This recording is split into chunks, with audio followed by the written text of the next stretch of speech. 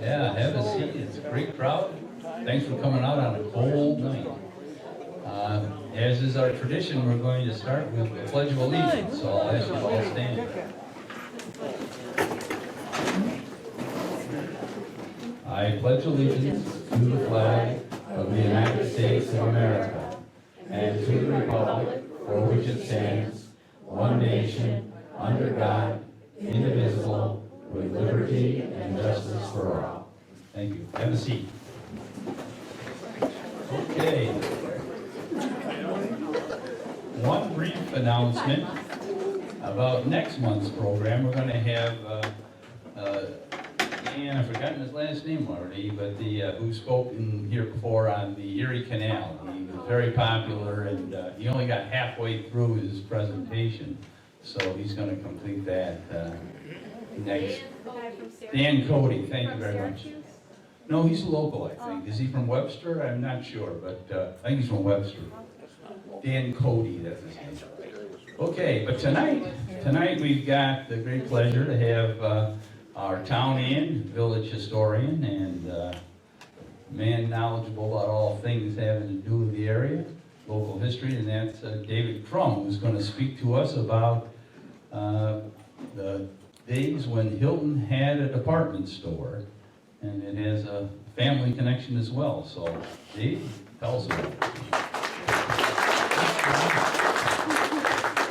Nice to be here tonight, and nice to see all you folks that came out on a cold night. Thank you. Hilton had a department store back in the 1800s to about 1940. And I'm going to tell you a little bit about the two fellows that got it started. And so we're going to go over to Canada for a minute, because that's where they came from. Their names were Alan and Evan Fraser. They were children number 8 and 9 of a family of 12. They were born in the mid-1800s. I think Evan was about 1845 and Alan was about 1848. And back in those days, you were lucky if you got through 8th grade, and they did. And but then their folks said, "No, boys, it's time for you to go out and make your own way." And so they had to make some decisions. And I don't know a whole lot about it, but I have a feeling that they probably went to work with their father, who was a lumber agent on the St. Lawrence River. He used to ship lumber up to Montreal and various places, so they could get jobs there and earn some money to pay their way at home. They had to buy their own clothes, that sort of thing. They could still live at home, but they had to contribute to the family larder. As they got older, they began to think of bigger things, and there were 3 choices up there. You could continue on being a lumber agent, or you could head up into the Yukon with their cousin Caribou Cameron, and he's another whole story, but I won't get into that tonight. They opted out of either of those, or you could go over to the States, just cross over the St. Lawrence, and you could be in New York State. And there wasn't much going on up in the St. Lawrence County area, but there was a lot going on down in Rome, New York, because they're putting railroads through. So as I understand it, Evan went first, and I think he had a stint in the oil business down in Pennsylvania. You know, the Standard Oil had been discovered down there, and so there was a lot of labor heading that way. But later he came back to Rome and got a job on the Lake Ontario Shore Railroad. The Lake Ontario Shore Railroad started about 1871, but it collapsed in 1873 because there was the Panic of 1873, and there were plans to run it through Parma, but unfortunately everything fell apart. There was a man named Charles Effner here in Hilton, and they call him the father of the Hojack, because Charles Effner got some of the farmers to put big bonds up to get the railroad back on its feet, and then that all worked out, and even went further, and by some hocus pocus, he swung it from Parma Center, where it was originally scheduled to go, down through Unionville, was the name of Hilton at the time. And so that was a kind of a biggie, because Parma Center withered on the vine, and Hilton or Unionville picked up and went places. And so that kind of sets the stage for all of this. So Evan and Alan are both in Rome. Evan gets the contract to lay the tracks from Charlotte to Kendall Corners, to do the grading and supervise the crew and so forth. It's about all I know. And so I'm going to swing the pictures here, or start the pictures. This is going to be kind of a lot of pictures, some stories, some good luck, some bad luck, and finally go out of business. But that's the story of the times. We've seen that happen everywhere. Dave? Yes? Could you speak up a little, this music next door? Oh yeah, that line dancing, I know, that's always bad. I'll raise the volume as much as I can. And continue to yell if you can't get my words back there. Here we go. Oh, and the first computer issue here. Okay, well, this picture here shows you the front of their home on the St. Lawrence, Alan and Evan's home. Their grandfather had bought 750 acres of land from the Sir John Johnson estate back around 1815. And it wasn't the greatest farmland. There was lumber, there was marshes, but that was the front lawn sloping down to the St. Lawrence, and it's on the bulge of the St. Lawrence called Lake St. Francis. It's about 10 miles north of Cornwall and probably 40 miles south of Montreal. And today it's called Charlottenburg Park. It's a town park that's very well occupied with people with motorhomes and that sort of thing. But that's the only picture I happen to have of it. It's not a great one, but it sets the stage. So they're heading across the St. Lawrence over to New York State. And there's your typical railroad gang. People ask me, is this picture people in Hilton? And if they are, who are they? I don't know who they are. But it's a great picture, and it kind of shows you what those people look like. They weren't badly dressed. None of them were overweight. And there's some young ones and some old ones, and they're working along, having a lot of labor. Okay, this I've already talked about a little bit. The two brothers came from Canada. I think this is repetitive. And Alan's job, Evan was supervising the crew. Alan's job was to go to the farmers from Charlotte all the way to Kendall and sit down with them and tell them, you know, Mr. Palmer, the railroad's going to cut through your 200 acres. I hope you don't mind, the Maine. After the shock of that, he said, you're really going to love it because you're going to be able to get your crops to market. And they thought about it, and they thought, yeah, that's going to be good because we were in a very limited market, and we were very productive here. Our good fertile soil with apples, wheat, peaches, etc. Sometimes that was difficult to get the product to where it belonged. This railroad made a big difference, and that's where the prosperity came in. It was the farmers that ended up doing well, and then, of course, that got passed along to the villagers because people in the village needed to do things to keep that economy going. So that told you what they're doing, and there's a picture of them. Alan's on the left, and there's Evan, both young men, dark hair, and fairly well dressed at the time. Though nobody really went to the photographer in their old clothes because it was expensive, and nobody smiled either. Strange. So they looked very sober, and I guess that's a good thing. The railroad was completed in August of 1876. A big celebration was held in North Parma as the first train passed through town. Cora Stoddard Butcher was the first person to ride on the new railroad. She happened to be a niece of the engineer, Mr. Wheeler, and he made it possible for her to get her, and she waved all her friends and said, eat your heart out. And so she got to ride. And then the next person was, well, let's see, I'm trying to think of her first name, Carrie Curtis Smith. And she was Doug Hurlbut's great-grandmother, if you relate to Doug Hurlbut, who was mayor of Hilton at one time and had a milk business here in town.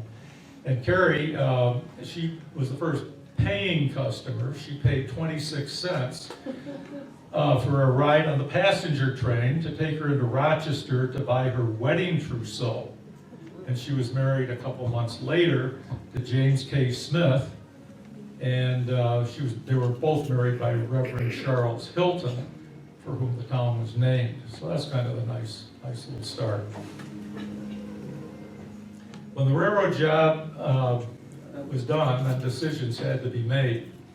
Evan was kind of a soldier of fortune, and he took off for the oil fields of Pennsylvania. Alan, however, had fallen in love with a North Parma girl named Ella Wayne, and he didn't have a source of income. She didn't want to leave town, and so he had to figure out something to do. So he and a friend, Elam Cross, Elam was the grandson of the Lumen Cross, the first settler down at Bartlett's Corners, 1811, and he was a man about town. He knew how everything worked, and so he and Alan got together and they started a small general store on the corner of South Avenue and Main Street. And pretty soon a picture will come up of that. That was about 1875, I think, just a little before the railroad took off. So, there's Ella Wayne, by the way. She was the daughter of Rob and Betsy Easton Wayne. They were early settlers from Hamlin, eventually moved to Hilton. And they used to talk about the fact that they were kinfolk of General Mad Anthony Wayne. I've looked into it and I can't find anything much about it, but it's the same last name. Okay, here's the picture of the first store. This is kind of a rare old aluminum photo taken probably about 1875. It was for many years in Bill Newcomb's collection, and Bill was the grandfather of Pete McCann. And Bill, I think, or perhaps one of his children, brought it to the historian's office. And Frank Hubble has worked on it and made it very clear and nice. So that is the corner of Main Street and South Avenue about 1875, looking a whole lot different than today. That was called the Tennyson Block, after John Tennyson, who built it and owned it. John Tennyson's farm was over on the Wilder Road, and you'll know it as Kelly's. It's the old farmhouse there, and so that's where he was. And he was a wealthy farmer, and I think he was entrepreneurial and did a lot of progressive things. Which corner is that? This is the South Avenue going that way, and then where you don't see too much is Main Street. The picture's kind of cut off, so you're on the going southwest corner. It's where the brick buildings are today. Wow. Yep. Looking west. Looking west, yes, looking west, thank you. So who are these people? Well, Alan is in the very center there, and his partner Elam Cross is to his right. Those two we know. And Evan, who liked horses, and he traded in horses and raced horses and did all that sort of thing, he's sitting in the carriage in the front. And I think that's John Tennyson in the carriage in the back. He owned the building. And so everybody in town got together and, you know, looked intelligent and stood on the porch there and had their picture taken. And I'd like to know who the dog is and who owned it. That's kind of neat to have a dog there. There's a lady there in a shawl. I think Z.W. Newcomb, Z.W.J. Newcomb, has got his arms folded. He rented the south side of the store for a hardware business from Cross and Fraser. And that helped, of course, pay the rent and so forth. And he often had his hardware store next door to the Frasers. So that picture there is a really prize for our village to have something that early. Photography only got started in 1839, and so this is 1875. They progressed very fast, just like cell phones have in this country, but people didn't do a lot of outdoor photographing and so forth, so that's kind of special. Cross and Fraser were in business for 1 year, and the partnership was dissolved. I don't know the reason. I think perhaps there wasn't enough money for both. Cross and Fraser were lifelong friends, always congenial, so there was nothing acrimonious as far as I know. Evan had been in Titusville and Oil City as paymaster for one of the oil companies. Unfortunately, he developed a severe case of typhoid fever, and he had later returned to North Parma. He raised horses and worked with horses, and later he joined his brother, and they formed the partnership Fraser Brothers, and that's where things began. So this is a little bit complicated going through here, so I'll take it kind of slow. In 1883, the partnership buys 2/3 of the frontage on North Main Street from the Free Will Baptist Church. They remodeled the church into a store, and the next year added a modern connecting store building. There'll be a picture of this coming up in a minute, but I'd rather paint the picture in words first. Now, to tell you what was going on with the churches in Hilton, the First Baptist Church, there were two Baptist churches in town, the First Baptist and the Free Will Baptist. The First Baptist came first, obviously, and it was built on the top of South Hill in 1830. It was a 60 by 40 oak timbered Greek Revival style building. The congregation had been meeting since 1809 in people's log cabins, barns, wherever they could find a place. They finally in 1830 got this church together up on top of South Hill. And they thought that the village was going to develop up on top of South Hill. But things didn't work out that way. The village developed down on Main Street near the water, near Salmon Creek. So what to do? So the congregation thought, and they had a meeting, and they said, let's move the church down to the village. So how they did this, I don't know, but if you in your mind can picture South Hill, no houses there, except maybe one on the top of the hill with Gideon Archer's home. They moved that church down the hill about this time of year when the ground is hard. And Salmon Creek, they changed the course of Salmon Creek. It used to run around over by McDonald's and then loop back over to the regular spot.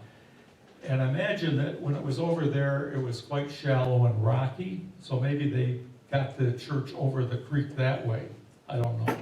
It's not been written down, but you have to speculate a little bit.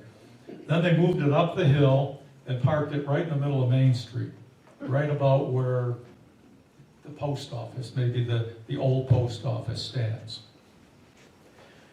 Okay, 1877 comes along, and there's a fire in a blacksmith shop, and it catches the church on fire, and the church burns down. No more First Baptist Church. Everybody's pretty upset. The bell falls off the steeple and crashes into Main Street, and it was really a dismal day in town. But, like always, people pulled together. They sent the pieces of the bell back to Troy, New York, where the people who had originally made it recast it for them at no charge, which was very nice. So they got the bell back. And then they began to build the next First Baptist Church. That building is still standing. It's up on West Avenue. It's that green apartment building on the south side of the road, right after the Methodist Church. That was the old First Baptist Church. In 1920, the Lake Avenue Baptist Church, or the Free Will, and the First decided, let's combine and not have these two different denominations. So they did. That building ended up being empty, and Bob Floyd's father bought it and made it into apartments. So I remember it called the Floyd Apartments, but it's still there. They got that open, and next comes the Methodist Church. About 1883, the Methodist Church that we know today on West Avenue was built by a preacher and an architect combined. His name was Reverend Cook. And he built the church, and the Baptists over on Lake Avenue, the Free Will Baptists, were watching all this. They said, gee, that is really a nice church. They wanted one like it. So they made arrangements with Mr. Cook, and he was more than happy to come over and do another church.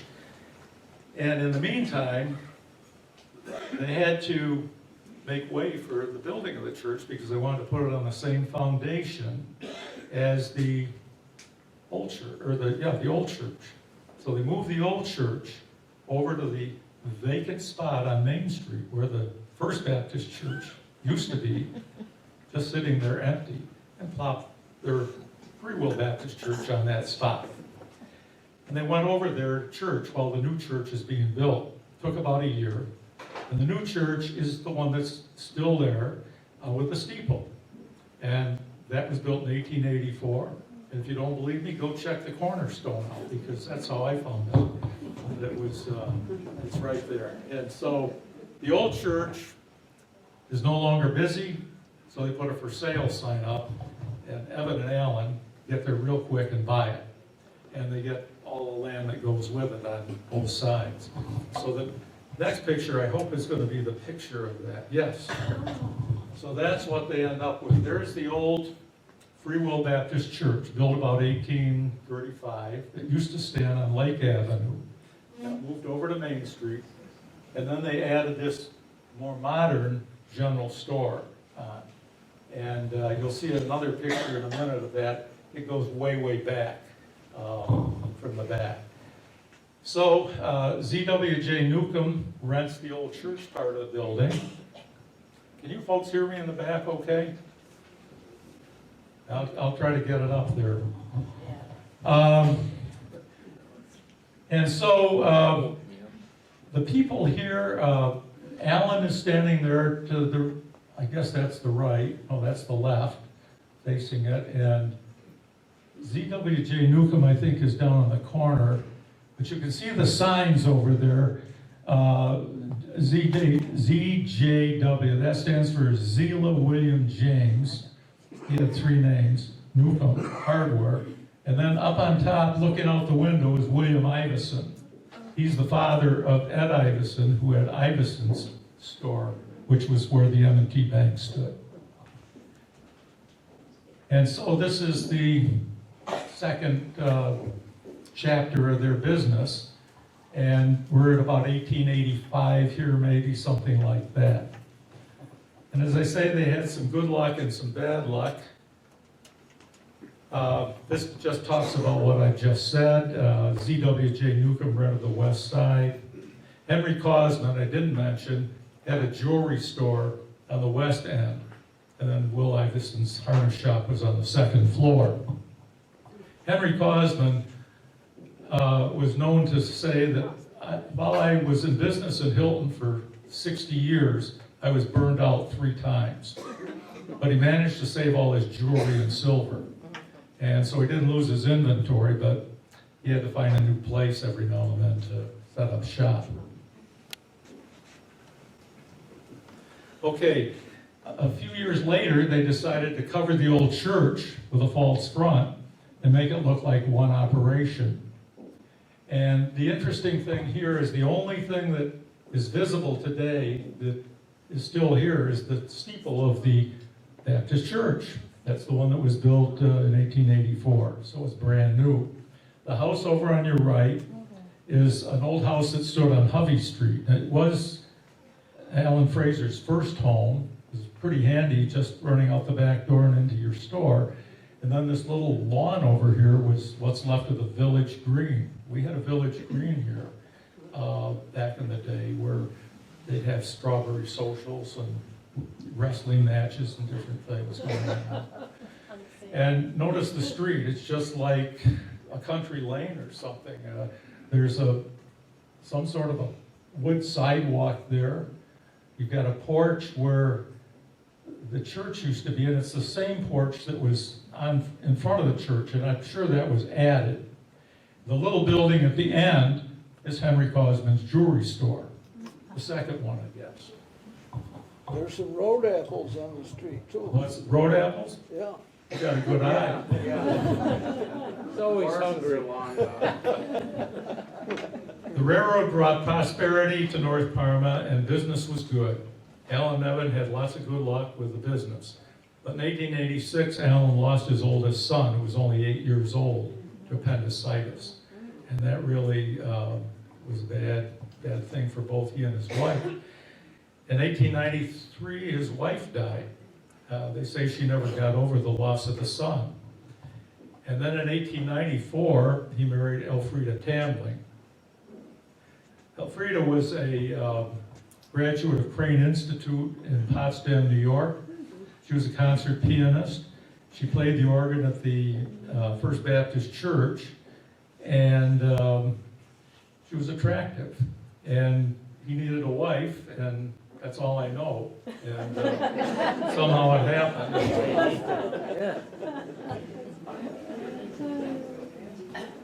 Okay, this is an advertisement. This is a little tiny trade card, but it's blown up here to look big, for the toilet and bath, Ladies Brothers Company's white silk so unsurpassed for fine laundry. And then on the back, A.B. Fraser, dealer in general merchandise, North Parma. It's got a date of 1888 on it, which is kind of neat. And then there's some script there. If you cut 30 wrappers off, you can send them into the company and you can get something really nice. Like some kind of a picture.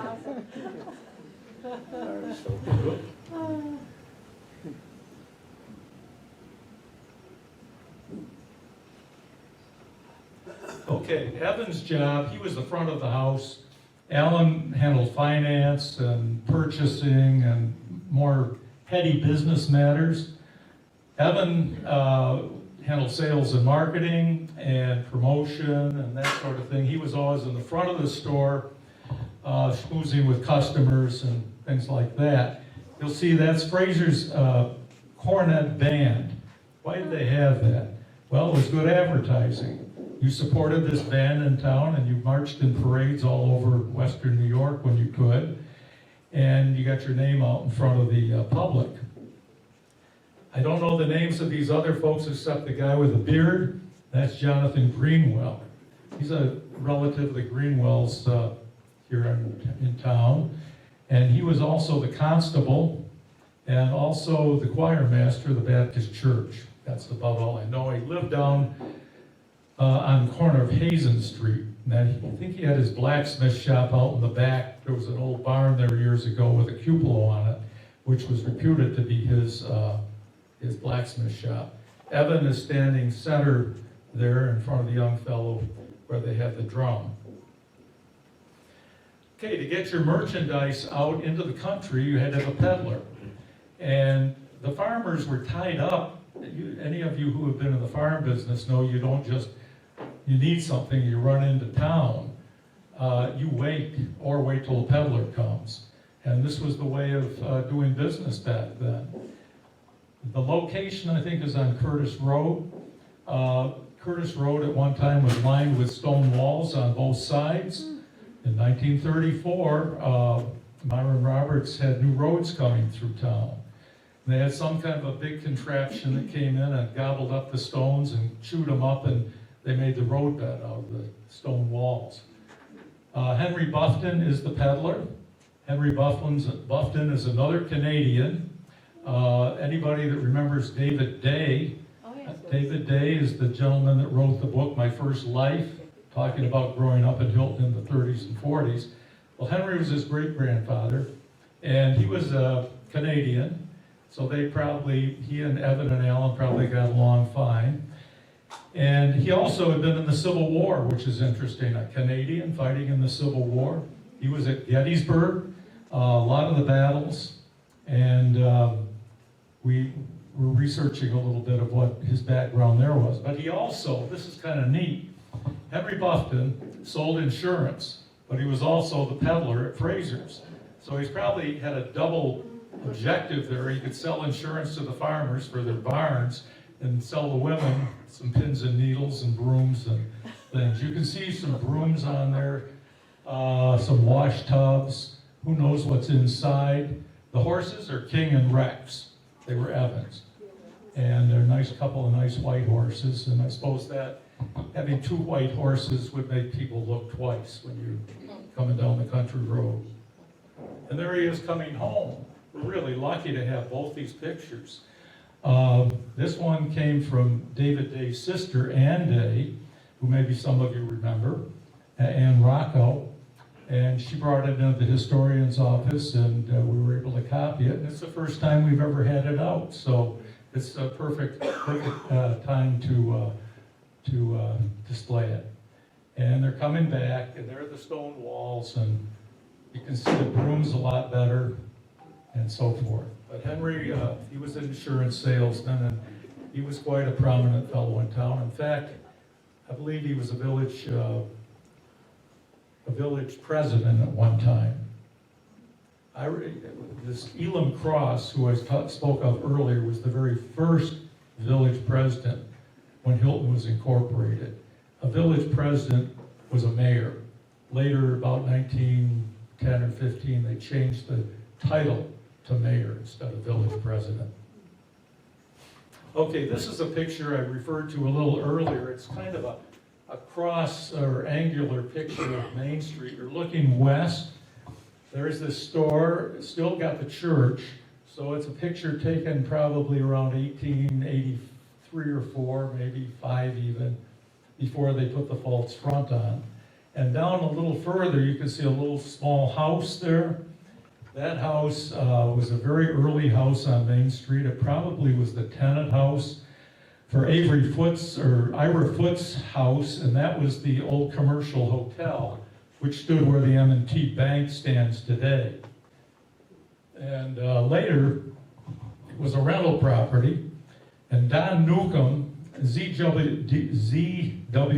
Newcomb, rented that house. And Bill Newcomb, the mayor, was born there. Don Newcomb, you'll see a picture of Don Newcomb come up in a minute.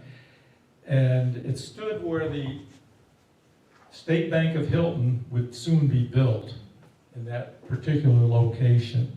It's just a little bit east of Huey's, as we know it today. So I still want to know what that other building is there standing on the village green. Could be a barber shop, have no idea. But exploring this picture has given us a lot of ideas. And you can also see how far back the store goes north. This is a picture that is a blow-up of a picture that they would print in the Hilton Record prior to 1903, or maybe after 1903 when they're discussing history. And I just happened to have the little copper block, printing block that they used to make that.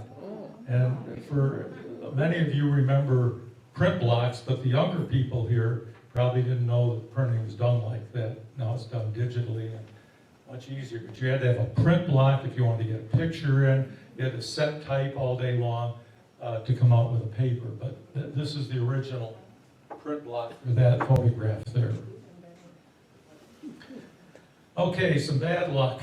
On September 7th, Labor Day, 1903, tragedy struck. The store had just opened that morning, and a customer had requested a gallon of varnish. The clerk, Germ Elliott, from Hamlin, he went to the basement of the hardware store with a kerosene lantern. He pried open the barrel holding the varnish. It hadn't been open in 4 years. A lot of fumes came out and ignited the lantern, and the whole basement was aflame. He got out with his life. He burned his left arm badly, but otherwise was fine. Unfortunately, the flame just took off. The old church was dry. That was the church part of the building. There were probably more paints and varnishes down there, who knows what, but the fire just went really fast. And fortunately, it was during the day. Nobody's life was lost, which is good news on that. And there were plenty of people around Main Street, so they all ran and got their buckets and ran in the store and began to pull merchandise out. And I think they put it on Main Street and also in the back of the store. So most of the inventory of the Fraser store was saved, and I'm sure the hardware store as well. Now we've got some really early pictures here that have never been out too much before of this particular fire. And so there we are, right on Main Street. So on Labor Day 1903, it's 123 years ago. And there you see Orange Green's drugstore. This is the second one he owned. This one burned in 1910. And then the yellow brick one that you all know is there today. But you'll see Hilton Record. Hilton Record is in the middle window. Joseph Ingham's hardware store is over on the left side. And I'm not sure what this one is. It's, can't quite make it out, I'm sorry. But anyway, that was Orange Green's. And then there's a little bake shop here. And then that house that we've been talking about apparently perished in this fire. And now you see the store going.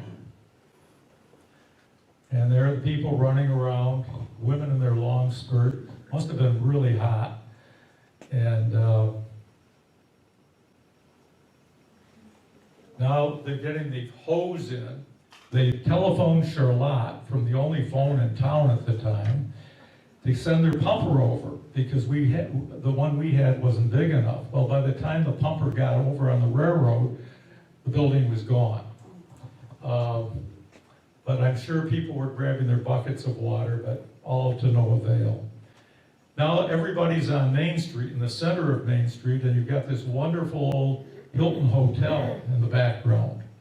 This is everybody's favorite old Hilton picture.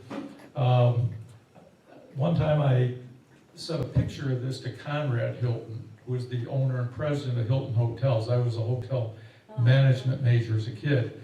And he wrote me a nice letter back, said, I had no idea that there was another Hilton Hotel before mine. Thank you very much. And then the bad news, he and Eva Gabor, I guess, were married at the time. They sent all their Christmas cards to the Hilton post office in Hilton, New York, for Blanche Randall and Bill Farr to post on hand. They were not happy.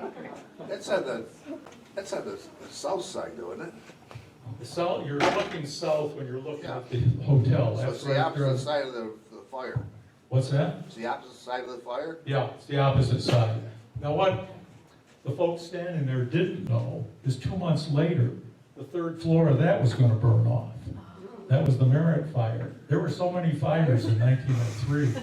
It's a wonder anybody stayed here. And you can see the wet blankets hanging on the building over there to prevent sparks from igniting the dried shingles. The Tennyson block was the lower 2 stories of that building with no porch. The Pigots bought it somewhere, I guess, 1885, and they added the porch and added the 3rd story with a widow's walk. And the 3rd story was used for the Masonic Hall. Dave, Yeah. It's also the site of the first meeting of St. Leo's Church congregation. Thank you, you're right. 8 years they. That's right. Was that in the Masonic section up there? Correct.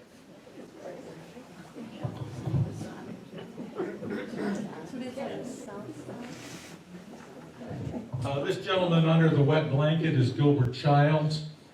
He owned a carriage painting business, and he was helping to fight the fire. You can see a pile of some kind of inventory there. I have no idea, probably shirts and dresses and things in boxes, maybe shoes. This is the picture I want you to see first. In this picture, I think this is the house on Hovey Street that didn't burn down, but the whole south side of the house was totally scorched. They later pulled those clapboards off and put fresh on, and you wouldn't know the difference. It did finally succumb to fire in the 1965 fire. But over here in the middle, you're looking at the vault of the old, the Frasers had a private bank in their store. And there's the vault, and this vault, I think, after the 65 fire, was buried out in the parking lot. And of course, they got in it, and if there was anything to save, they did. But this is the newspaper account of the story. That's kind of how I got my information in the 1903 Rochester paper. Told the whole story of how it happened, and Germ Elliott and his barrel of varnish. So after the fire, when you're in business, in retail, you can't sit there and grieve. You got to get moving. And so they set up a tent out in the back parking lot and had a fire sale. All that stuff on Main Street that was halfway decent, they brought in and probably had it for 75% off. So that's the one picture of the tent that existed in 1903. And so they got rid of whatever merchandise they had, and then they kept it going all during the construction of the new store. So that was all winter long. You couldn't leave your customers without things, so the tent worked out on a temporary basis. The architect and designer of the new store was a man named George Garrison Priestley, and he lived over on the Lawrence Road at the corner of Route 19, and that big brick house still there. Strusenbergs lived there, in the 50s and 60s, but that was his house. He also designed the Heinz plant here in Hilton.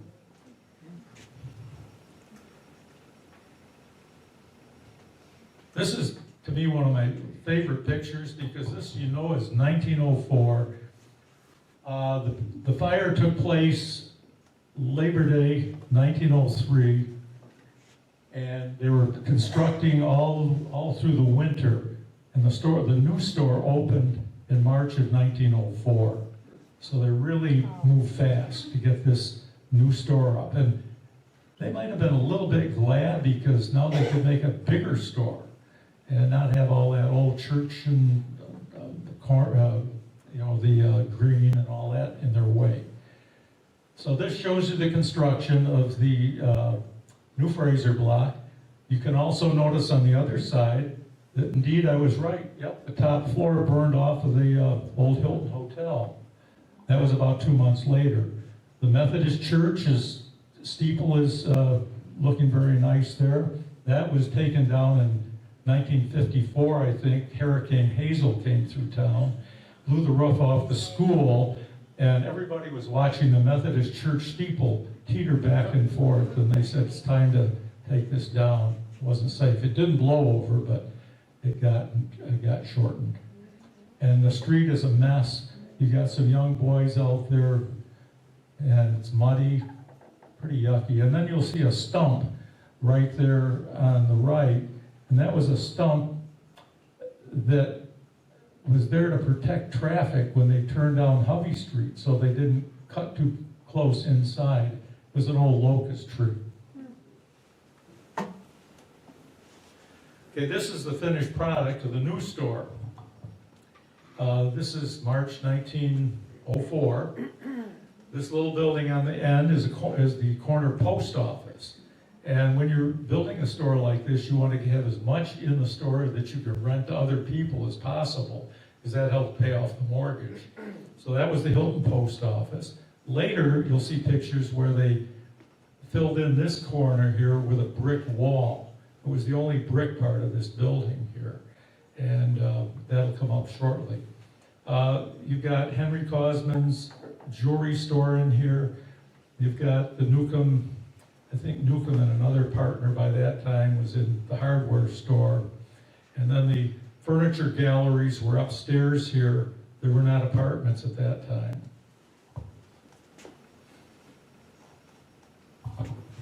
This thing is touchy. Okay, this is the store from another angle. You're looking east and looking down. And this vacant block here is where that house used to stand. And they hadn't put anything in there. Later, there was a funny thing between Evan and Alan. Alan was a futurist, and Evan was he loved horses. He thought the automobile was a flash in the pan. He didn't think it was going to amount to anything. He loved his horses, and so he wanted to sell carriages in the store. Well, Alan, they got along pretty well for two brothers. He said, okay, we'll try it out for a year and see what happens. Well, you know what happened. They sold one carriage and that was the end of it. And so in that carriage section of the store, that's where they established the official State Bank of Hilton in 1914 when they finally got their charter. So all along here, interesting things to look at. When you get these pictures blown up, you can see things. And this is a picture that somehow got in here. It's 1901. It's when everything was happy on Main Street before all these fires. But that's the Republican nominations for Teddy Roosevelt and William McKinley. They put this banner all the way across Main Street, tied it from one building to the other. So when people came, I think they're getting ready for the Memorial Day parade. These are some inside shots of the store. It's pretty gloomy looking, but it's what they had back in those days. And this is the dry goods section. I think the lady there is Louise Jenigan. Evan is over on the right, or the left rather. And then something bad happens again. Burglars. Burglars came and blew the safe in the bank. And all the bank was back then was a little private office in the back of the store with a closed door. And this is the whole article about it, telling how thieves broke in the night. There was a couple living up overhead by the name of Bert and Mert Smith. Anybody remember them? Bert Smith, he was Boyd Smith's father, and Henry Smith, the barber's brother. He lived down in later life, Bert lived down where Dave Rowley lives today. That was his home at that time.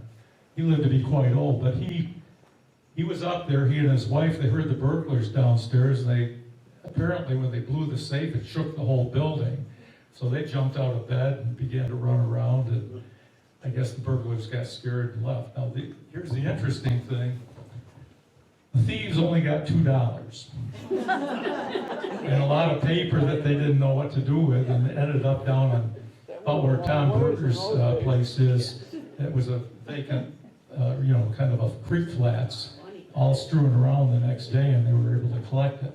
So they didn't really lose much, but the reason for that was Alan was so conservative that he never left the money in the safe at night. He'd just taken in $75,000 from all the farmers whose Apple money had come in, and they would bring it up to the bank, and he'd hold it there or take it to Rochester, and then they'd come and get it in the spring when they needed it to get their crops in. That's kind of how it worked. It was all on good faith and so forth, but Alan was smart enough to take that home with him and he took it in a pillowcase and put it under his bed. Now, nobody's heard about this because it was a total secret in the family. Nobody was supposed to breathe a word of this.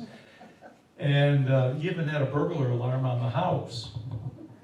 And he slept with a revolver in his nightstand drawer. And I just happen to have the revolver here. I've taken the barrel out, so don't get excited. But there it is.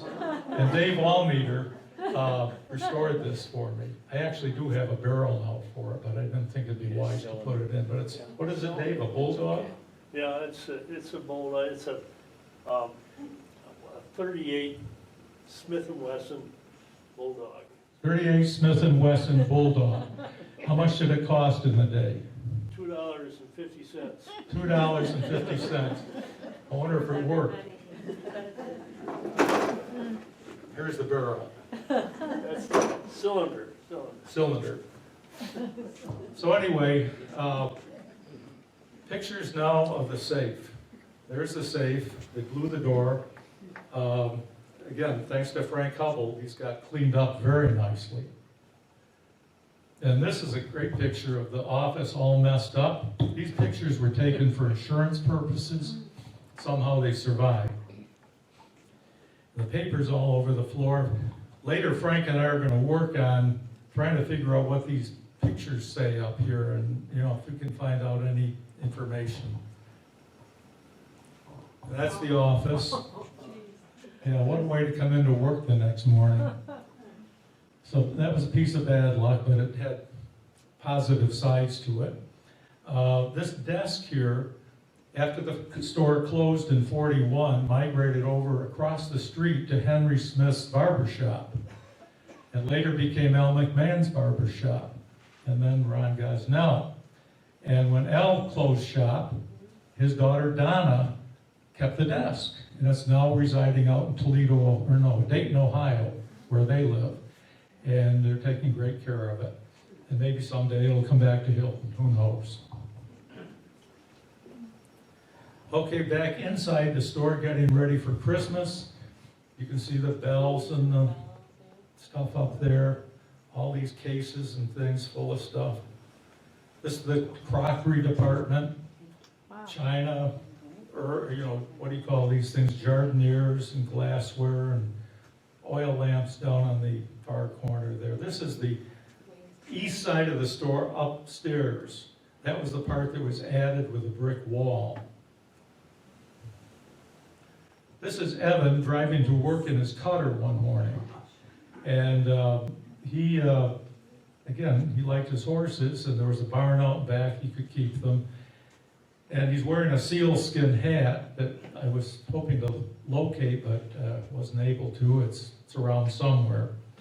And we were able to identify this because Ken Freeman got an album from a party down in Pennsylvania that we figured out belonged to Loretta Williams.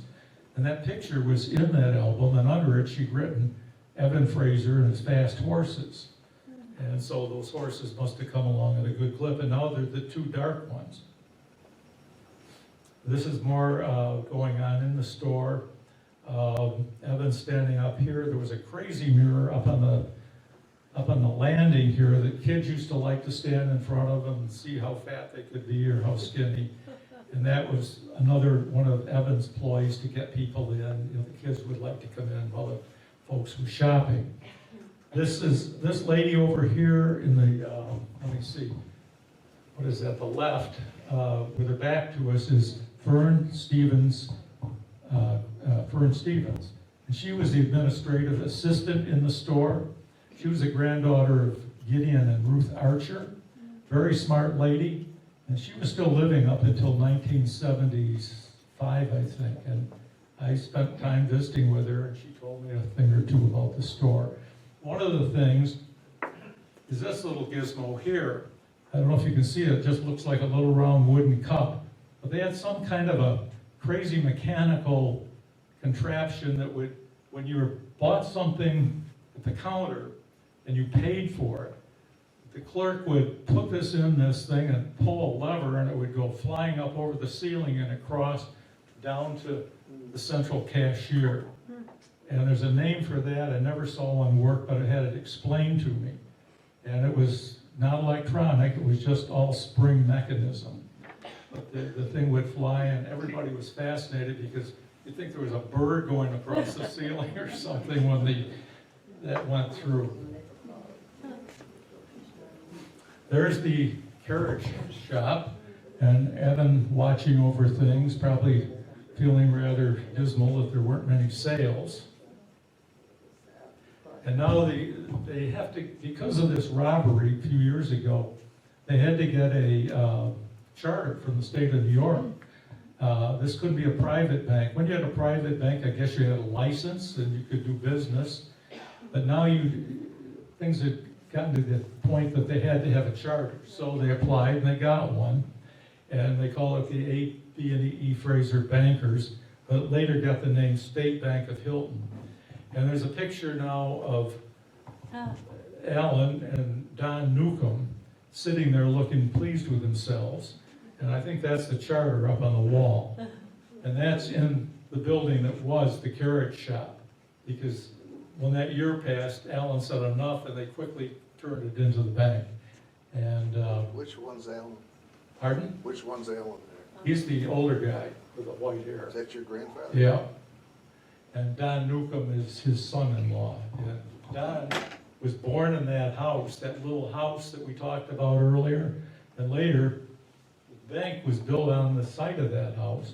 Later, Don became the president of the State Bank of Hilton for 4 or 5 years, so they used to tell that story. And there they are standing up, and this is the counter section of the bank behind the counter. And this, see that tall desk there? I think that's the same one that's over there. Pete McCann donated that one. And it came out of Bill Newcomb's office, but I think when the store closed, Bill got that from the store. You know, people were buying things, they're trying to divest of things. So I think that maybe that same desk, it's certainly the same vintage. Here's Fern Stevens. She was the administrative assistant, and she later married Ira Cross from down at Bartlett's Corners. Very smart lady, and everybody knew her, and she really got things done. Every organization needs somebody like Fern. There she is, hard at work in the bank on the customer side of the bank. And so this is that carriage shop, and it's cut, sliced in two. You can see the pillars, and later they opened up another section of a store and double the size of the bank. Unfortunately, I didn't have pictures of that to put in, but that's how that began.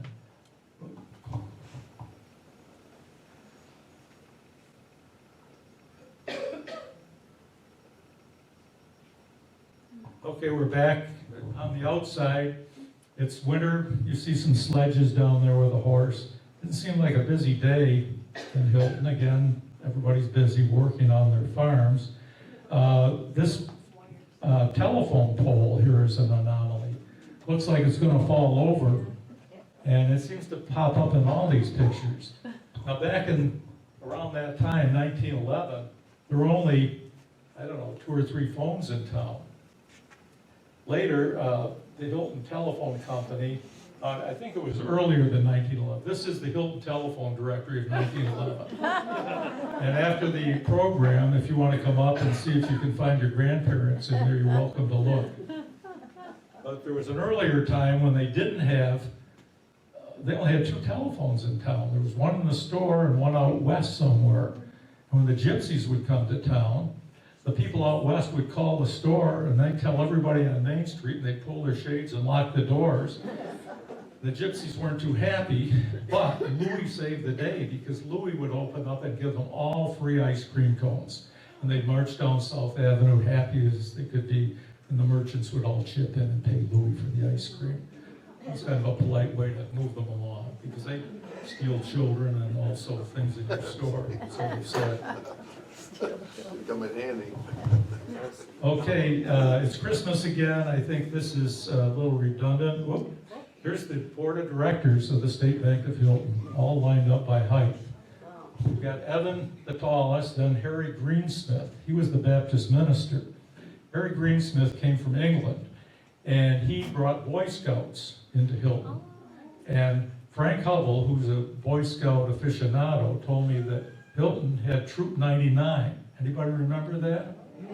He said that was the first troop in the country, and I'd never heard that before.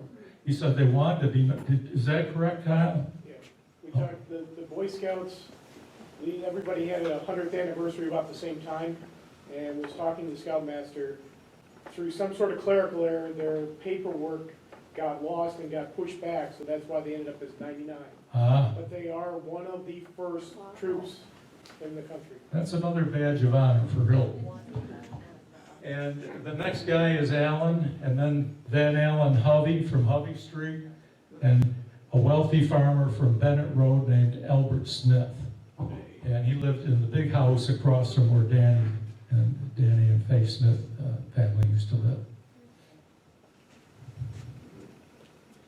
Back at the store, looks like a couple of guys in drag there in the back, but I'm not sure what's going on. And Lottie Nyman's over there watching.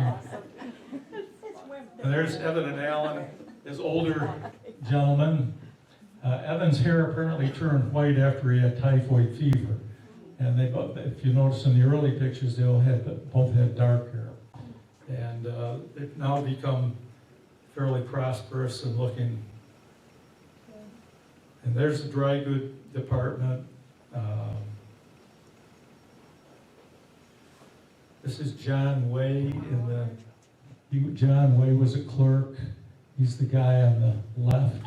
And Gene and George Colomer, they're in the store that morning. And George is the tall one on the side, Gene's over to the right.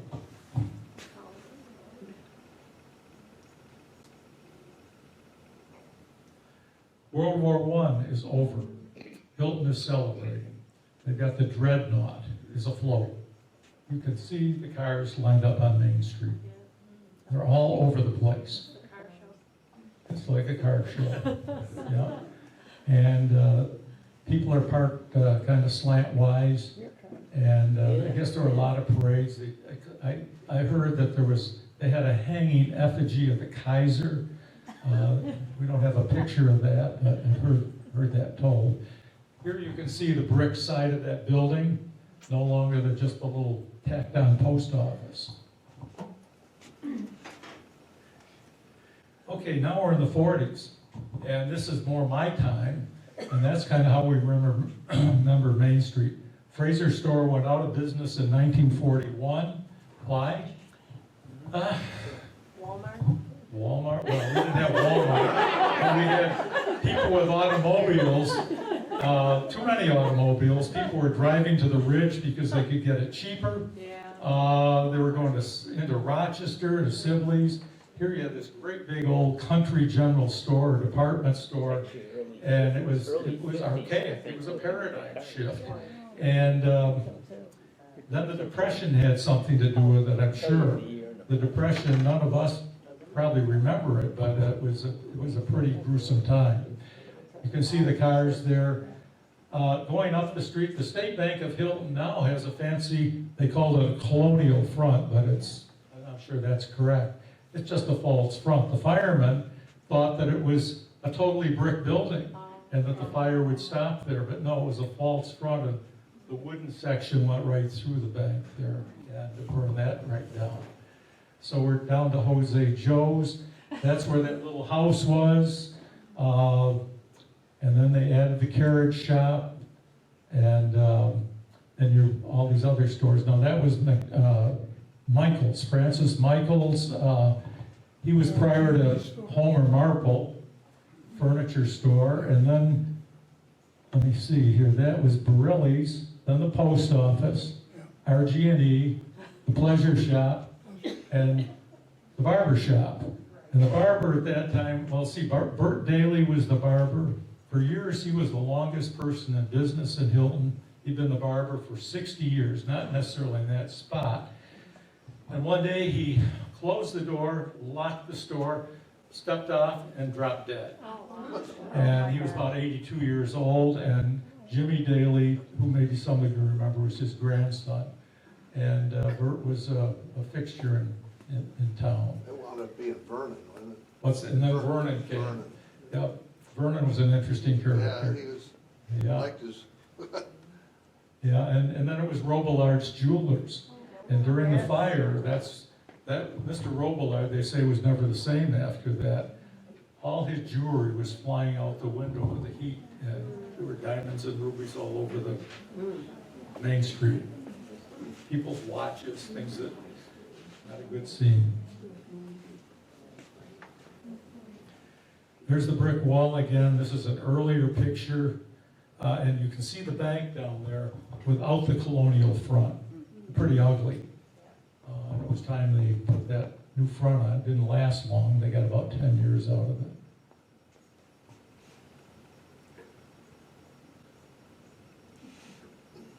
Those are the keys to the first store, the one that burned in 1903.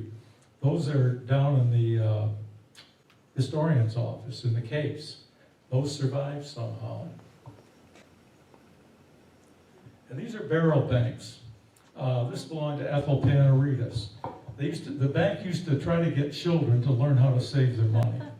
And the parents would get these little barrel banks, and they had a lock, and only the bank had the key to it. And so the kids put their nickels and dimes in. when they filled it up, they could take it back to the bank and maybe buy a bond or put it in their little account or something. But they got the idea, it's not a bad idea to save your money for a rainy day. I don't know if they do that with kids today or not, but Ethel gave me that. And she said, in later years, she found the key, or she got a key from somebody at the bank, and then she lost it again. And then after she died, her niece Linda Sweeting found the key. So we've got the key in the case in the office, and her quarters are still in there. And I imagine they're pure silver and not the phony kind. So, and then Jerry Pickett, a few years ago, was on eBay or online, and he found this savings bank from the Hilton Bank. I'd never seen that one before. And it's another model for teaching kids how to save money. This is a shoehorn. These were given away as, you know, little things for people, shoehorn with the name of the store on it. And they had button hooks for buttoning, you know, women had those high button shoes. They had to sit down and take 10 minutes to get them buttoned. This is a thing to hold your pants, a pant hanger. And there's some other odds and ends up here, but one of the most interesting things is this, there were no credit cards back in those days. And a lot of times people didn't have cash to pay, so they could put it online if their reputation was good and they paid their bills. This is a whole month for, I think, Charlie Stroud. And there's one over here, and I was hoping Ed Gable will be here tonight because this is one that his father and mother had back in 1938. And they spent $68 one month.